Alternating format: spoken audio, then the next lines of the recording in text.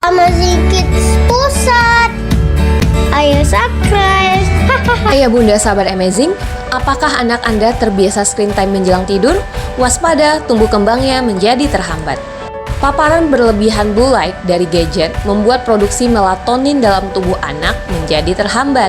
Hormon melatonin ini padahal berperan memicu rasa kantuk. Jadi, memberikan gadget jelang waktu tidur malam dapat membuat anak jadi susah tidur.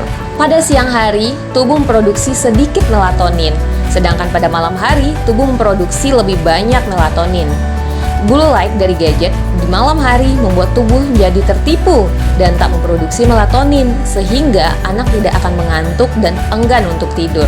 Studi menunjukkan bahwa screen time pada anak berkaitan dengan jadwal tidur yang berantakan. Anak menjadi kurang tidur dan cenderung tidak bisa tidur pulas, padahal tidur memiliki peran penting bagi kesehatan anak. Efek kurang tidur bagi kesehatan anak: sulit konsentrasi, gangguan tumbuh perkembangan, penurunan daya tahan tubuh, dan si anak menjadi mudah marah dan sulit untuk mengontrol emosinya.